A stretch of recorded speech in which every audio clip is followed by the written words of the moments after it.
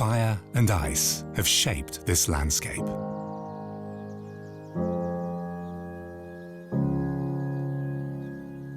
Heat from the Earth's core is the underlying force. Glaciers did the rest of the work. For a creation that is unique the world over. A string of 4 lakes on a high plain, framed by steep peaks.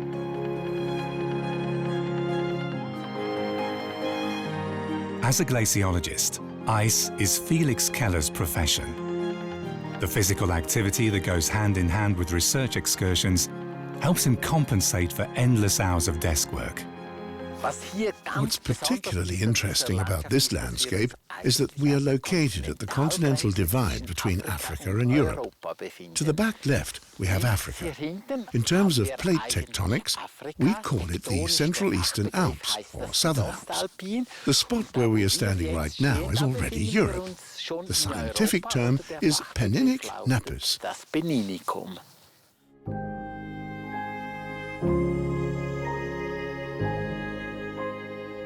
The landscape of the Lungim Pass, high above the Lake District, looks almost volcanic. A sculpture garden created by nature from various types of stone. The remains of primordial transformation activity and surging with immense energy. We need to keep in mind that this was part of the ocean some 300 million years ago. This spot was in the middle of the ocean, and then Africa decided to move toward Europe. The continents collided and the top layers were carried away far north. The converging plates warped into folds as they were pushed higher and higher. This process gave rise to considerable pressure and the high temperatures that reshaped or metamorphosed the rocks, as geologists would say, and also changed their color.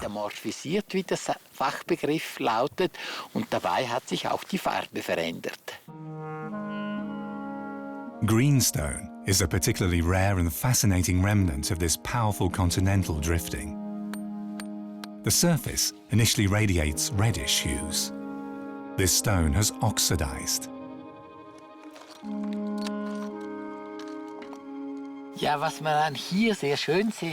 What is plainly visible here is that the rock was pushed in one direction. It has become highly foliated. This is the direction from which most of the pressure came and where the schistosity is visible.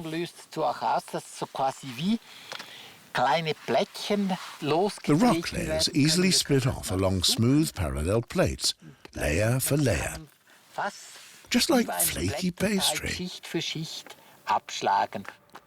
Felix Keller discovers another attraction right next to the green stone. The glitter particles in this stone are tiny grenades. This is a real gemstone from which jewelry can be made.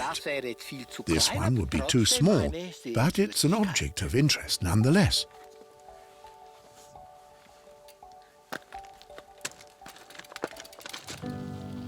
There's a tourist attraction on the Lungim Pass that draws cyclists and hikers 2,600 meters up the mountain.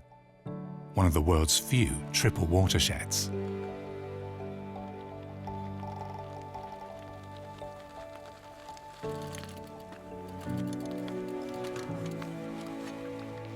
When a drop of water falls here, it has 3 possibilities. It can flow into the North Sea, the Adriatic Sea, or the Black Sea. If it happens to flow north, it ends up in the North Sea via the Gelge and Rhine rivers. If it drifts westwards, it will flow into the Mediterranean via Lake Como and the Po River. With a bit of luck, the drop will float in an easterly direction, because then it winds up in Lake Lungim and from there into the river that gives all of Engadine its name. The N River, as it's known in Rheto-Romanic. We know it as the Inn River. Before it eventually flows into the Danube and then continues on to the Black Sea, it passes through 4 large Engadine lakes. 10 square kilometers of water, located 1,800 meters above sea level. Europe's highest shipping line operates from these lakes. Captain Franco Gianni shuttles between Sils and Maloja 4 times daily, together with his daughter-turned-sailor Francesca.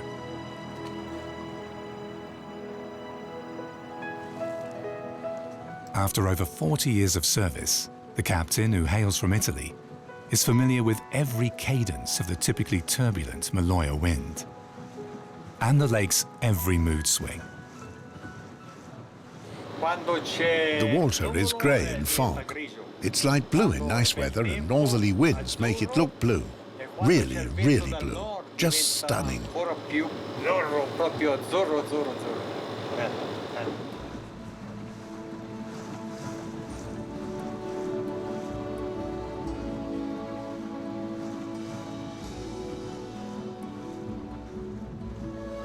When Franco and Francesca travel across the lake on rainy days, the landscape surrounding them seems to take on human features.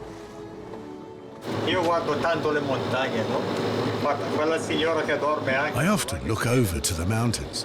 If you look over there, you can see a sleeping woman. There she is, lying on her back. Each mountain face looks different. When it rains, it's always different than when the sun is shining. It affects my mood too. It's like being in the middle of the lake. You have no choice but to plough forward. The fear that grips me there is something I've gotten used to in the meantime. The lake is what drives me.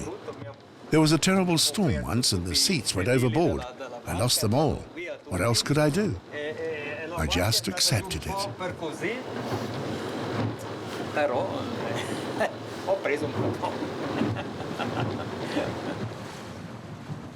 For him, the abrupt changes in weather are at the root of all kinds of myths.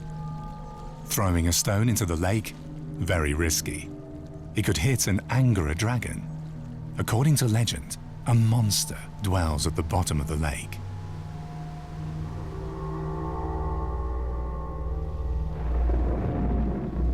When it feels annoyed, it roars and grumbles and can be pretty unpleasant.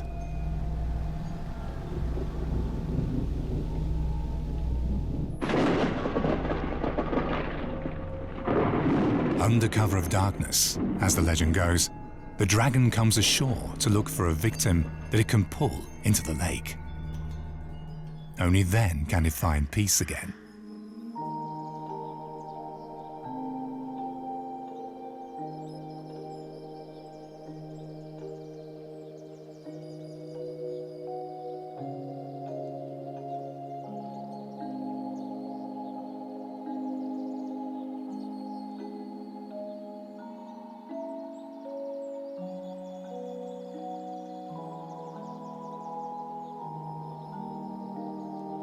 Once the dew is lifted, the fragrance of the flowers is particularly intense. The lake's varied scenery, with creeks, moors and alluvial plains, offers an ideal habitat for numerous animal and plant species.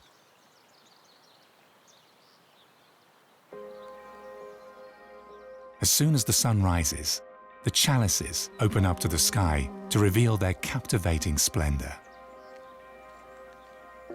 Jan Klaluna calls himself a flower and pleasure wanderer. He loves springtime in the mountains, especially early in the morning. He's familiar with black and red vanilla orchids and knows all the eccentric blossom forms, the long-stemmed ones and short-stemmed ones, or the plushy, colorful ones, and those with dense hair that protects them from the sun. The superstars, like the Turk's cap lily, gentian in all its varieties, anemones of all kinds. Jan was involved in a plant identification app called Flora Helvetica. In the first days of July, the alpine rose is already all but withered. The symbol of an intact alpine world, Edelweiss blossoms earlier than usual. An immigrant, Edelweiss came from Central Asia at the end of the last ice age. As temperatures in the Alps rose, it withdrew to cooler, inaccessible hiding places in the rocks. Finding Edelweiss in the rocks was so unusual that it became the ultimate challenge for many, a test of will that one accepted for love. The Edelweiss is, after all, a symbol of love. And love is something that you should have to work for. Not every young sweetheart got her Edelweiss, and some dares ended in a plunge down the mountain. Marsh orchids growing in a raised bog spot above the lake. Eating plants that thrive on such highly acidic soil has unpleasant consequences for horses, donkeys and goats, so they avoid the moor for grazing, and this helps protect the sensitive landscape. Special species of animals live here. It's primarily insects and frogs that can live in this acidic soil environment. There are very few plants that grow exclusively in acidic soil. So we are very aware that we need to devote our attention to the diversity here. Für uns in dieser Vielfalt sind wir uns dessen bewusst, dass wir dem Acht schenken müssen. But even at this altitude, true experts see much more than barrenness. Carthusian pink, cobweb house leek, bluish saxifrage. The biggest rock is powerless against moisture and extreme temperatures, which can cause it to shatter. Mother Nature devised this ingeniously, so small and fragile, and yet so powerful. For the longest time, Glacier Buttercup, located at some 4,000 meters above sea level, held the altitude record. That is, until it was dethroned by two types of saxifrage. When the glacier recedes, it exposes grey, desolate bedrock, which is first colonized by lichens and mosses. Then pioneer plants move into this space, creating the humus for everything that comes after them. More and more often, melting glaciers are what is responsible for changes in the flora and fauna. Daniel Godley is a ranger high above the Lake District. Today he's greeted by the yawning emptiness of his nature district. Just a few marmots can be seen flitting around where Switzerland's largest alpine ibex population should be grazing. A study conducted here showed that not just reptiles and insects, but also warm-blooded creatures are reacting to rising temperatures by moving onto higher elevations. But at least during springtime, the ibex still ventures far down into the valley. They go all the way down to the edge of the village, to the cultivated grass pastures just a few meters above the houses. Now that it's gotten so warm, they climbed higher. They always follow fresh grass.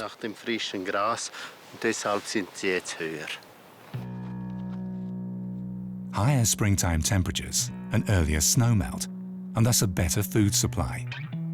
For the time being, the ibex is benefiting from climate change. But what will happen if the temperatures keep rising? We have to take a look. They're out there somewhere. I can recognize some, but not all. That's not true. But I do recognize individual ones very well. Older ones or those with strange features. Something irregular or something very regular. Those I recognize. But with 1,800 animals, you can't know them all.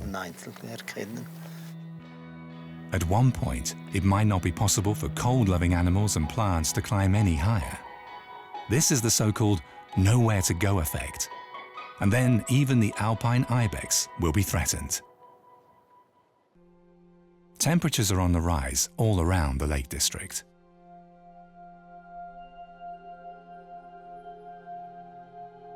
In fact, noticeably more than the global trend. In Sils Maria, the temperature over the past 100 years rose between 0.5 and 1.7 degrees Celsius. What effect will this have on sensitive biotopes? The bog at Maloja is one of Europe's highest. Its formation is down to the retreat of glaciers following the last ice age. The very extraordinary mountain pine grows here. Their seeds are able to germinate on stony ground, and they can grow either upright or prostrate. Since bogs regenerate very slowly, they are in acute danger. 90% of the raised bogs in Switzerland have already been destroyed.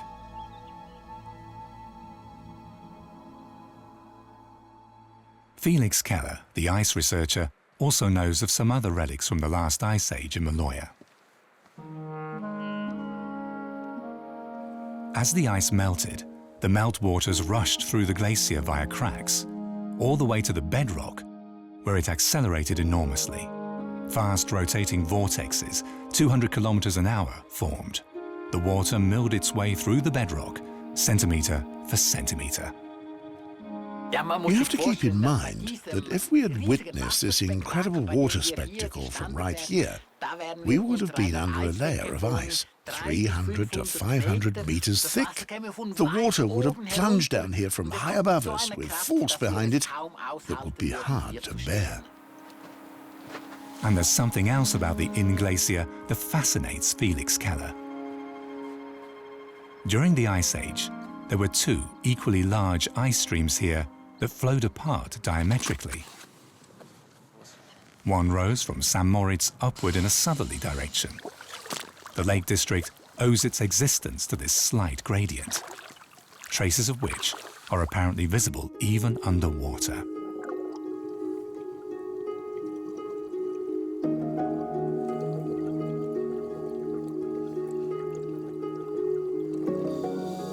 Proof of the glacier's upward movement can apparently be found on a rock face deep below Lake Sills. According to Keller, these marks look like they were hewn by man, but are actually glacial grooves that were gouged into the rock by the former glacier. So there are in fact monuments to Earth's history in Lake Sills. But you can also find surprising trout species there. In addition to graylings, Scardinius hesperidicus, Arctic char, and minnows. But these make themselves very scarce. And even fishermen, like Fadri Pedroon, don't know what the Salmo labrax, a Black Sea salmon that is very rare in these climes, actually looks like. For the time being, their fishing tails lack fish. Over the past years, we started to fish in deeper depths. You put a weight on the fishing line. 3 kilos of lead allow you to fish practically at the bottom of the lake. But this basically entails zigzagging across the lakes by boat all day long. It's very strenuous. The fishermen were curious when researchers recently examined the lake. The lake's quality was praised effusively. It has good oxygen content, practically pollution-free water, and plenty of fish. While angling in the service of science, the researchers even encountered a trout that is usually only found in the Danube's drainage area. Whether or not this trout actually traveled upstream along the Inn River hasn't been determined thus far. More than anything else, researchers were delighted to see that, unlike in other lakes where rare fish species have become genetically mixed beyond recognition, this is not the case in Lake Sills. Here, the black sea trout are more likely to stay amongst themselves. He doesn't know whether the genetic makeup of his catch points to a black sea trout. The difference between it and a normal trout can only be determined in a lab.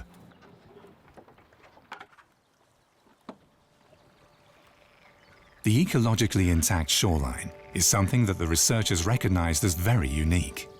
It's a biotope for waterfowl, insects, and amphibians. With a bit of luck, wanderers can find a very peculiar object along the shoreline. Every autumn, the water, waves, and Maloja winds form these extraordinary happenstance creations. Prickly balls made out of larch tree needles. The so-called Silserkugeln have always sparked the imagination of locals.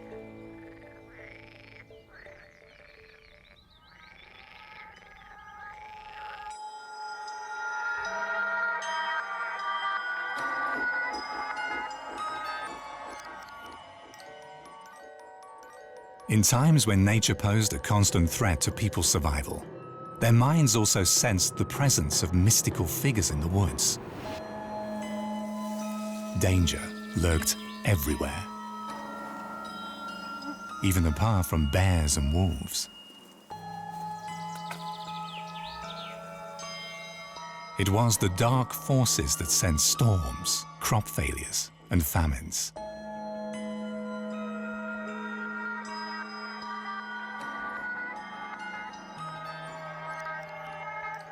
According to legend, however, there were also benevolent, so-called wild little people who intervened on their behalf.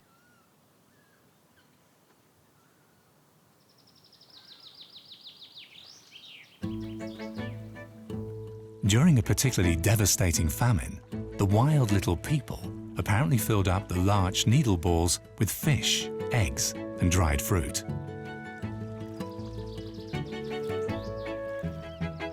The Silserkugeln are rare finds in summer. If you know what you're looking for, however, you might get lucky along the flat beaches of Chastei Peninsula.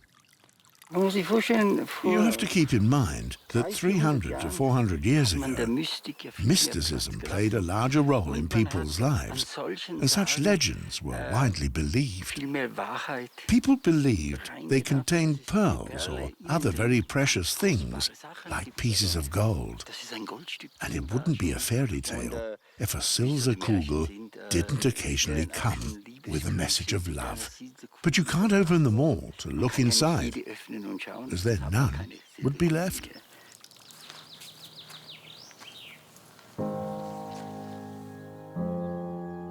The Chastei Peninsula is located just off the town of Sils alluvial plains, and is Jan Klaluna's favorite stretch for walking. Looking at it from above, the sparse, larch forest looks like it's been splashed in saturated green. But these days, plant expert Jan Klaluna feels obliged to reassure horrified guests that the forest isn't dying. It's just moths. They infest larch trees every 7 or 8 years. The larch tortrix feasts on larch needles and leaves behind a withered-looking tree. Excrement and dead caterpillars cover the forest floor. The branches of the usually so proud tree look cocooned.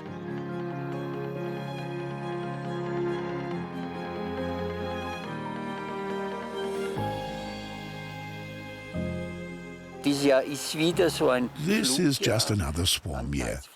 The larch trees on some of the Engadine Valley's flanks have already turned brown in mid-July.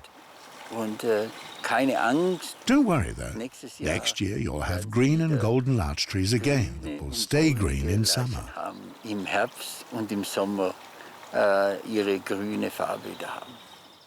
Thanks to these beneficial organisms, they will once again sport short, firm needles. At one time, the Chastei Peninsula also attracted another wandering philosopher, Friedrich Nietzsche, who spent 7 consecutive summers here. This is where he found a cure to his nervous disorder and finally regained the strength to write his magnum opus. I awoke from a deep dream. The world is deep and deeper than day has ever comprehended, Nietzsche wrote in Zarathustra. Known as the recluse of Sils Maria, he hiked for up to 7 hours a day. At a boulder, one that was perhaps once a ritual power stone and is now known as the Nietzsche Rock, Nietzsche was overcome by the idea of eternal recurrence. "The Engadine has returned me to life," he wrote. This panorama also drew the likes of Marc Chagall, Albert Einstein, and Thomas Mann. The legendary Grand Hotel Waldhaus was their abode of choice. Dennis Brunner is the hotel's chef de cuisine. He loves locally sourced products and is looking for wild herbs. For this, he must leave the Lake District and drive to Bergell behind the Maloja Pass.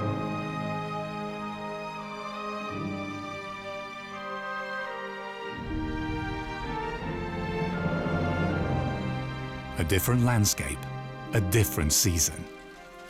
It's summertime in Soleil, and the village in this tri-border area has a distinctly Italianate charm. Rilke once also stopped by here.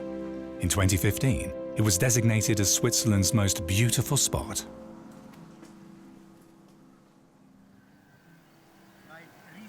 Permission was granted to mow the meadows at the village entrance for a second time. That's because a real delicacy grows here, caraway. Not only is it a rich source of essential oils that promote digestion, according to an old folk belief, caraway also banishes bad spirits. Hundreds of people walk by here and waste no thought to the fact that something edible might be growing here. Most are familiar with it only from the supermarket or ready-made meals on their plates. It's mind-boggling to think of all the things that grow here in nature. Not just wild caraway plants, but also achillea, more commonly known as yarrow, which grows just about everywhere, and stinging nettle and so much more. The caraway seed is ripe. Dennis can discern a delicate violet stripe on the seed capsule. It already diffuses more aroma than the normal caraway that one buys.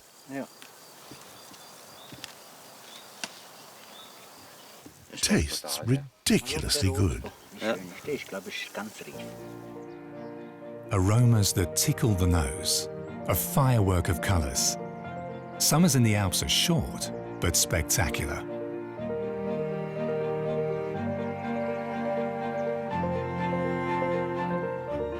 Glaciologist Felix Keller is once again looking for a physical challenge at the Maloja Pass as he fights his way 200 meters up the steep mountain pass.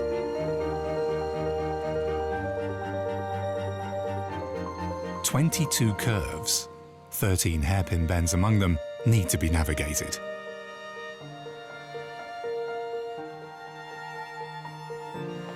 An old mule track leading across the Maloja has existed here from early times.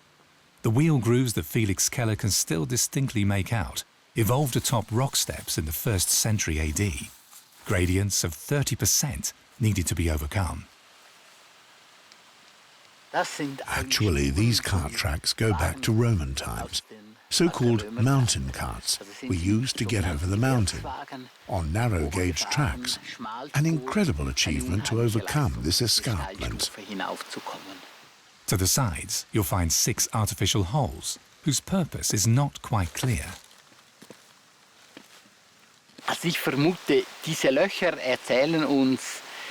I assume these holes tell us that a large number of strong men alone were not enough.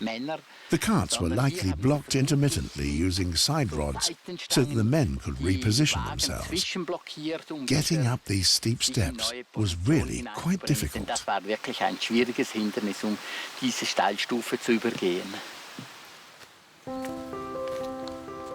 Once the Roman legions completed the ascent, they found themselves, just like us, on an alpine plateau. Oddly, the path doesn't descend once you go beyond the pass. That, too, is a consequence of the collision of Africa and Europe. As the plates came into contact with each other, it caused the so-called strike-slip fault. It's what shaped this landscape.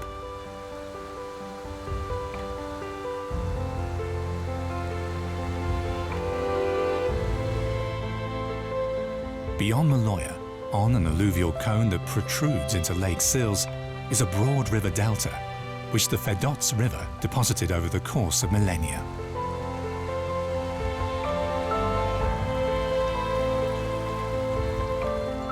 Only a few houses are located here, along with the goats of Vreni Kadurish. The goats are a local breed known as Grison Striped. Usually they climb high up into the Fedots Valley and only come down to be milked. Today, the weather isn't good enough for them. We added a few Saanen goats so that we can see the entire herd better. They're not actually purebred Saanen goats, however. In this case, their mothers were Saanen goats, while the father was a Grison Striped. In the first and sometimes even second generation, their white colour stays dominant, but they are no longer thoroughbred. When you're looking for the goat somewhere up in the rocks, in the alpine rose bushes, you practically can't see the dark ones at all. But you can see the 5 white ones immediately. And then you also know where the rest of the herd is. It makes them so much easier to find. The Grisons striped goat is a rare mountain goat. They like to climb, and they even produce milk if it's been cold for a few days. This is a very young animal, without much experience. Some of the goats are a bit ticklish.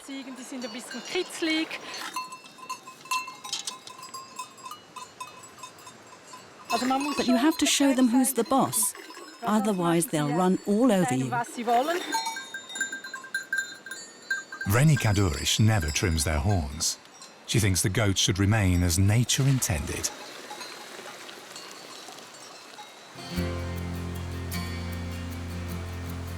Nature calls the shots on the picturesque peninsula. Barely inhabited, car-free.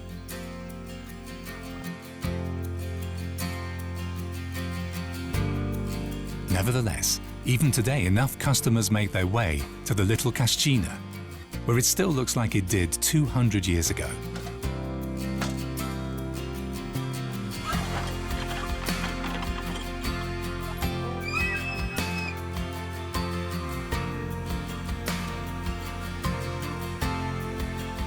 When the milk starts to simmer, Vreni Kadurish has to watch out for just the right moment to add the ideal amount of sour milk. That's because the milk's composition varies from day to day, depending on whether the goats ate more herbs, leaves, or hay. It's important that the mascarpone always tastes the same.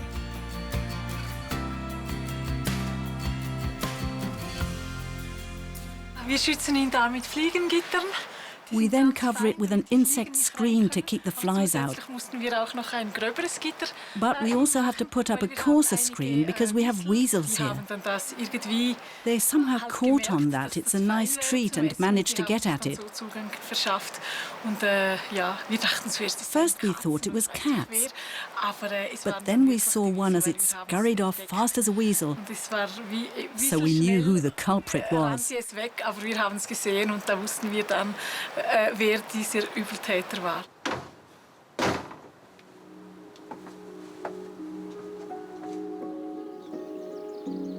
Today, Lake Sills is more idyllic than its neighbouring lakes. Off and on, however, things looked pretty bleak for the lake. In 1944, the communities needed inexpensive electricity and were hoping to build a hydro power plant. Environmentalists were dismayed. Initially, a peaceful solution was not in sight, even though it was dawning on more and more locals that an ugly dam and a strong drop in the water level would be disastrous.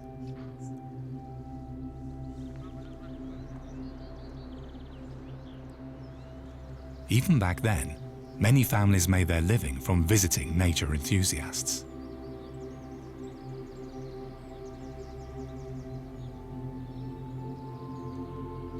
But the power companies promised large sums of money for power plant building permits.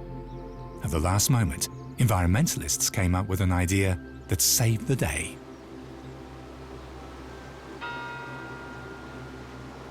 They persuaded the War Office on Food to release 20 tons of milk chocolate to protect their hometown. They pressed it into round forms and covered it in tinfoil. The Shoggy Thaler, or chocolate coin, was born.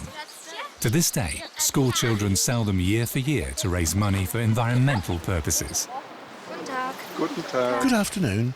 Would you like to buy a few Shoggy Thaler? Yes, with pleasure. Right from the start, the Shoggy Thaler was a runaway success.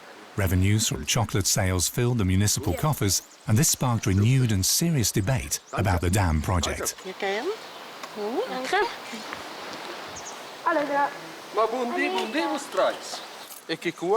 Attilio Bevetti was still a child at that time.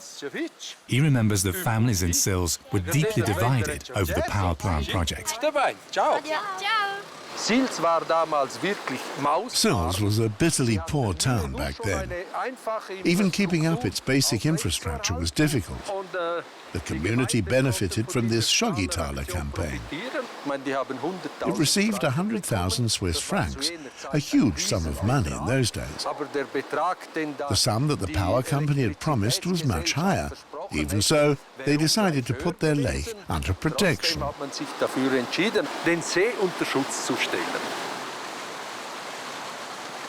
The coat of arms heralds sunshine and fish. The Nietzsche house holds out the promise of inspiration.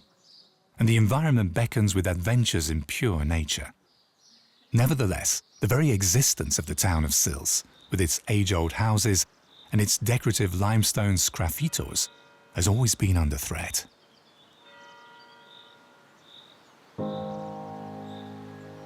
Usually, Fex Creek meanders quite peacefully for 10 kilometers through the valley in the direction of the lake. It only becomes hazardous during storms or during the snowmelt period. It drains a huge area, roughly 34 square kilometers. When he's not out fishing, Fadri Pedroun is an employee for the waterworks. He knows exactly when the languid creek will turn into a raging torrent.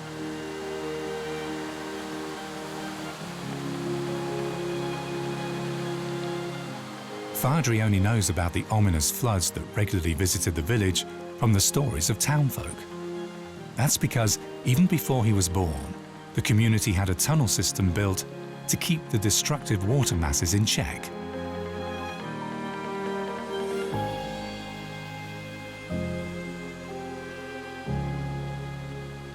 However, there were times when Fex Creek could hardly be tamed. A few years ago, the fire brigade was sent out to the creek when it was once again at the verge of flooding. They tried to pull the iron H-beams through the connectors. Of course, the water pushes with enormous force. When a colleague tried it, he was flung into the air. That's how incredibly powerful the water is.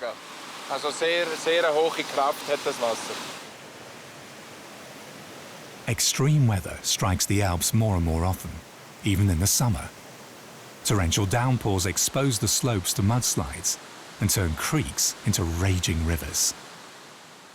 When Fex Creek thunders downhill at 18 cubic meters per second, it's important to stop it from flowing uninhibited into the village through the narrow section.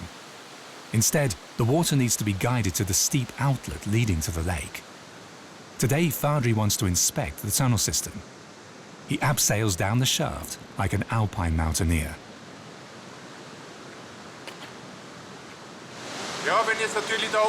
Sure, if I become unsteady and lose my footing, I would definitely break some bones. It's a long way down.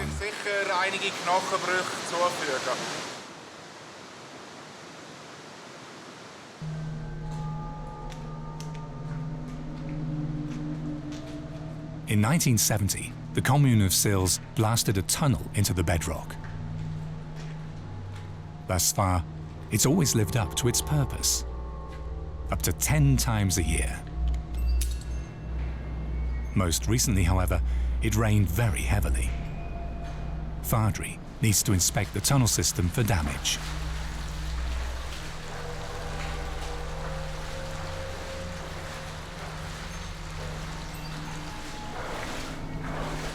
A large boulder has detached itself from the entrance area. The water swept it along for several meters. Schlimmste Fall, der allerschlimmste Fall wäre, wenn man natürlich mit Baumstämmen und vielleicht auch It is, of course, dangerous when tree trunks or rock slides narrow the tunnel. The thundering rush of water that drains into it gets backed up within seconds and causes a problem up above.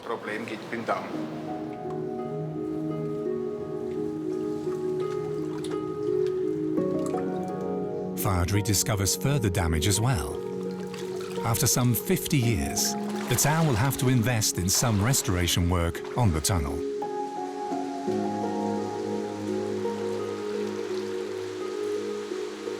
Kvadri is fascinated by the 500-meter-long cave landscape deep below the rock, including the reward at the end, a true experience of nature.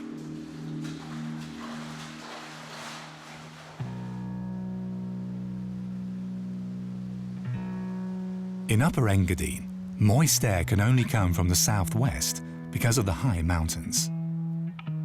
Lightning occurs there where it collides with cold glacial winds, and the village of San Jan is located right beneath this swathe of air.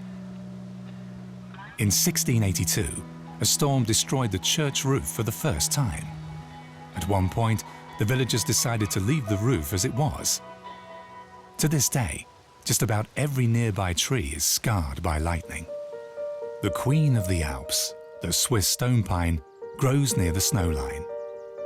It faces permanent threat from snow, lightning, storms or avalanches that snap the treetops off. The Swiss stone pine is adept at dealing with this situation. Side shoots will start to sprout fairly quickly. Impressive so-called weather trees result.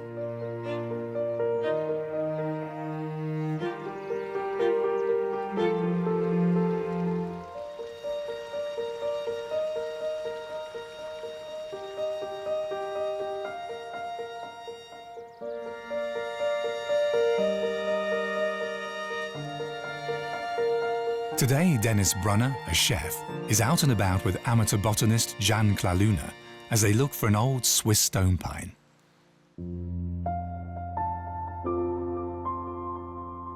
High up on the hill, the woods with a special kind of magic harnessed from nature elicits their amazement. Snow has fallen overnight, and now the sun is breaking through.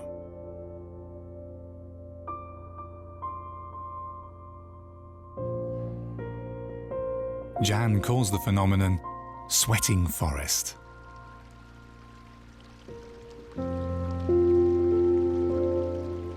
Every hiking path ends as a little creek. Just before reaching the ancient Swiss stone pine, Jan stops out of respect for the tree's age, estimated at 1,060 years. To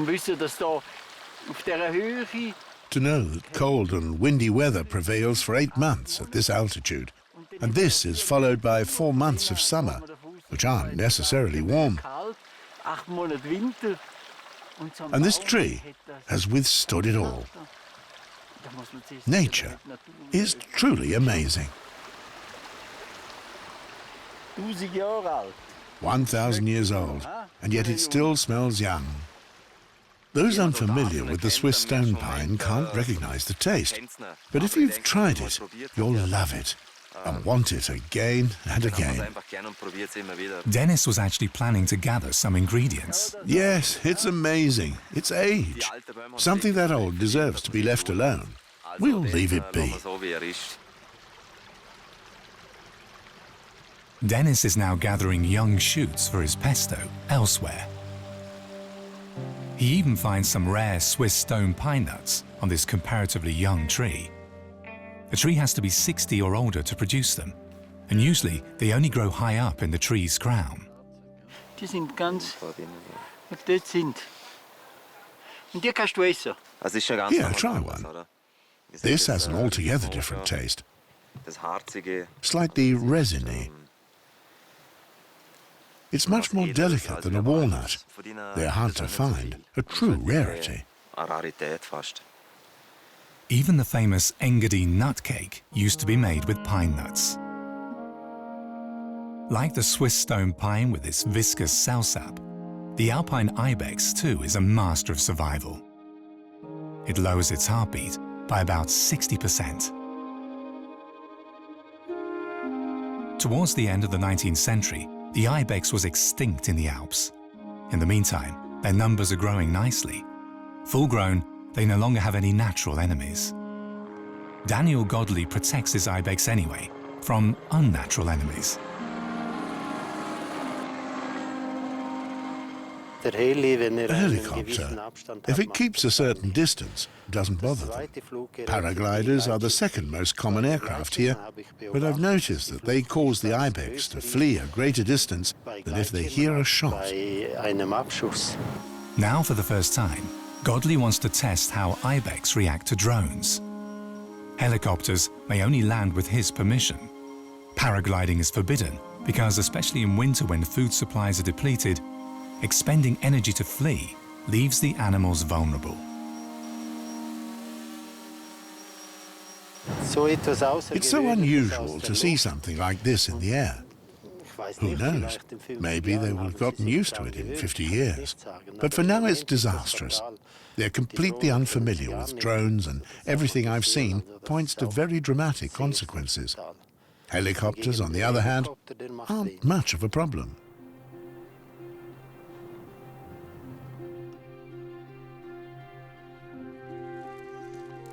Dennis Brunner, in the meantime, has prepared his Swiss stone pine pesto.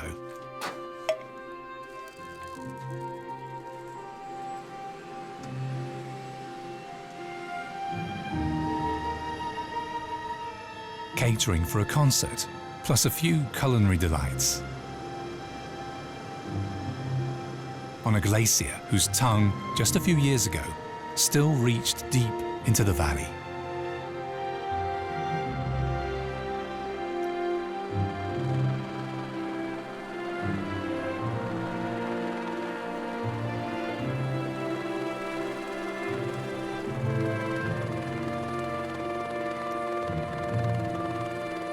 The dying glacier now needs our help, if you ask Felix Keller. Together with glaciologists, friends and colleagues, he performs with his music ensemble, the Swiss Ice Fiddlers and Tango Glacier. Dennis Brunner has to rush back to the Grand Hotel.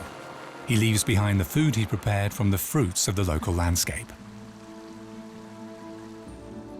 Alpine rose jelly, Swiss stone pine pesto, and bread with the goat milk mascarpone cheese.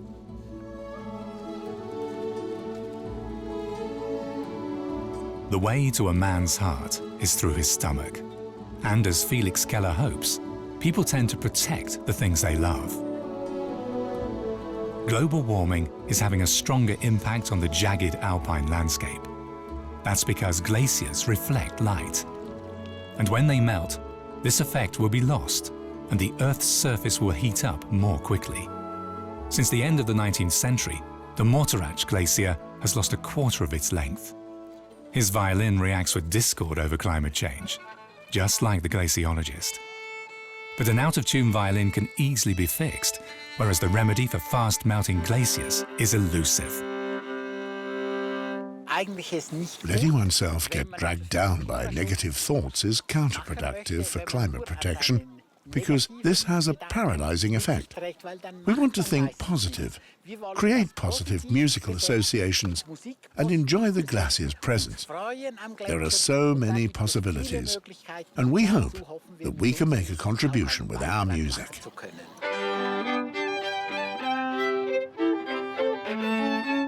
A call for more harmony between mankind and nature at an altitude of 3,000 meters, for a glacier that keeps getting smaller.